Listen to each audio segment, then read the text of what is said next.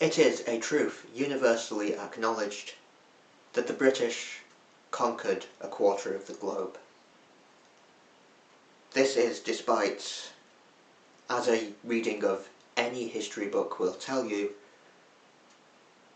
the British actually being a bunch of incompetent, bumbling nincompoops.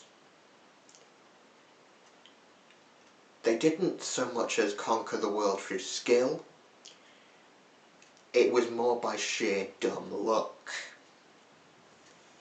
To give some examples, we didn't so much as beat the Spanish Armada as get lucky. It was the weather that beat the Spanish Armada, not Sir Francis Drake. Sir Cloudesley Shovel, a man who competes with Benedict Cumberbatch for the most British name ever. Believing he was sailing for open water, he managed to crash an entire fleet of ships into the Scilly Isles. The Terra Nova expedition, Captain Scott's expedition to the Antarctic. They were under-equipped, ill-equipped, with equipment that was not suited to the Antarctic. And they took horses. And if you watch the documentary footage, they were more interested in taking films of penguins. Seriously, that thing is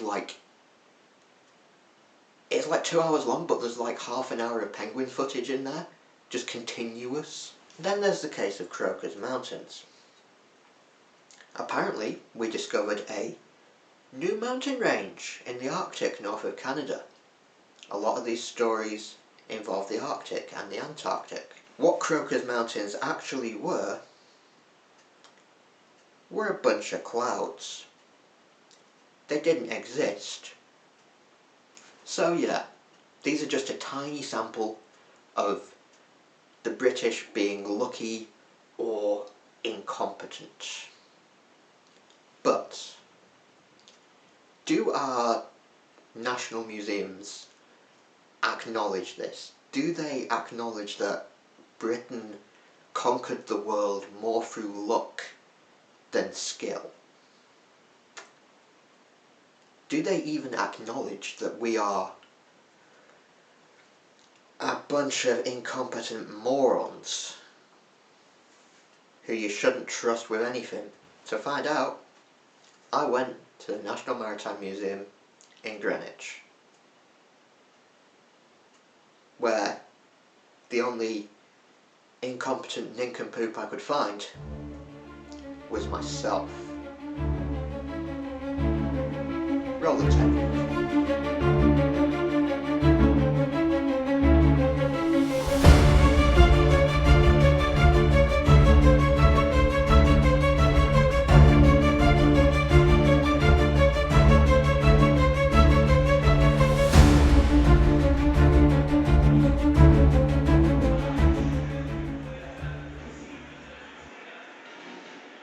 This is a little piece of history right here.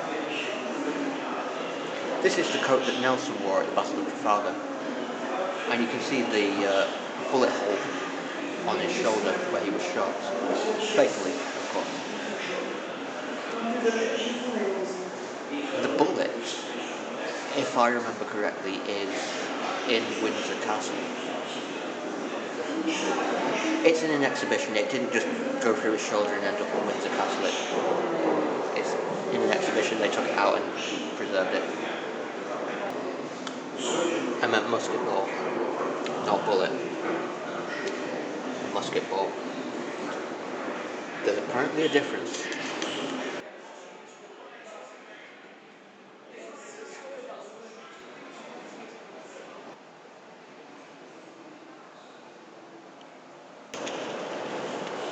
Of course, by the time of Nelson, the British were no longer the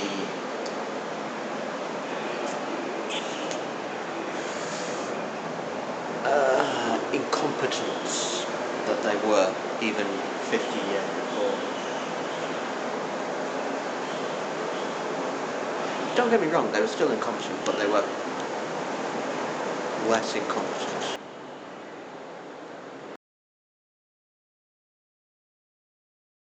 One of the most fascinating stories of British naval exploration.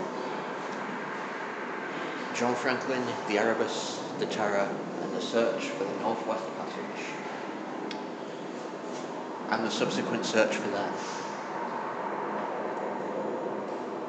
We'll cover that story one day, when we reach 1 million subscribers. We'll actually do it in the Northwest Passage. Come on, go do it. I'm gonna have to now, aren't I?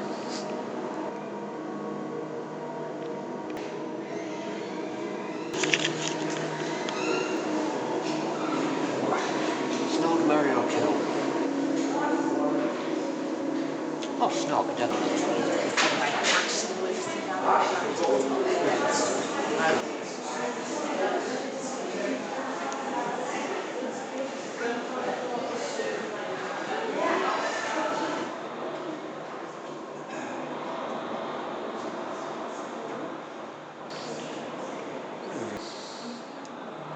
A man could very much argue against that statement.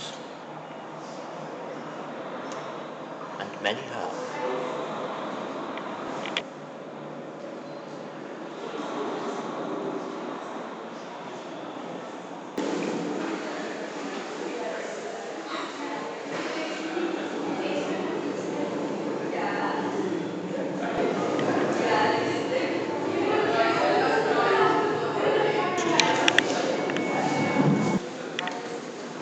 Artifacts from Robert Falcon Scott's ill-fated expedition to the South Pole in that cabinet over there. I'd recommend watching a film called The Great White Silence. It's the film of the expedition, although about half an hour of it is penguin footage, continuous penguin footage.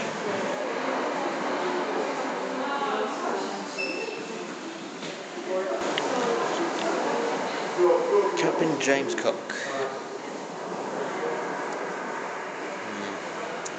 Snog, marry, kill. Well, it ain't the first two. This devilfish. Which are we going with? Oh, we're marrying that one, definitely. Interesting to see the tally of votes here. More people would rather remain loyal than mutiny, which, given Bligh's reputation,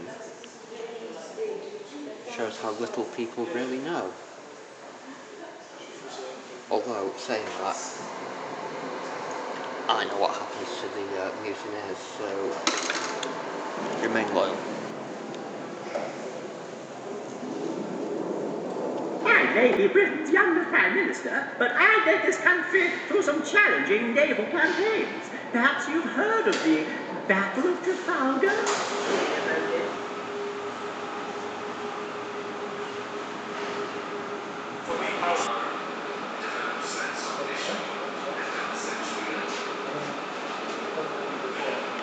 So with these last couple of galleries, there is some attempt to address the nasty issues of colonialism and slavery. The slavery exhibition, I didn't film anything in there, it didn't feel appropriate. But I thought that was done very well, that was good, but I think there could have been more. I mean, I know the Maritime Museum in Liverpool has a big slavery section, so maybe that's why, but I still feel there could have been more. The colonialism, very limited. Very, very limited. I think there could have been a lot more on that. A lot more. Our usual question? Come on, you know what the answer is. I'm gay and she had daddy issues. It's never going to work. Kill. So what did we find out? The museum on the whole had this sort of vibe of triumphalism, of celebration of Britain's naval past. It seemed to present this idea of this Britannia ruled the waves idea, that we were this great seafaring nation. There was some evidence of colonial atrocities in there, of colonialism being awful, terrible, of the British doing awful things around the globe, but there wasn't a great deal of that. And what there was virtually none of was British nincompoopery. There was no acknowledgement of the idiocy of the British Navy, of a completely baffling, slack-jawed yokel approach to seafaring. There was no acknowledgement of how Britain conquered the globe more through luck than skill. And as we saw in the tape with the Spanish Armada, there was even presentations of the opposite view, despite arguments to the contrary. There was no acknowledgement of the contrary argument that actually we didn't beat the Spanish Armada, it was luck, it was the weather. Likewise, in the polar exhibit, there was no evidence that what caused the search for the Northwest Passage to fail was lead sealing the cans of the food they took with them. There is some suggestion that there was cannibalism involved. That's a story for another day, when we reach 1 million subscribers. So what I found was almost no evidence of nincompoopry. As historians, however, we don't just rely on one source for our arguments. We take multiple sources, we put them together, we come to our conclusions. So, I think, rather than just relying on one museum to say, hey, do our national museums present this idea that the British were a bunch of naval nitwits? No. We should visit another maritime museum. And I think next time, I should visit perhaps my favourite museum in all the world.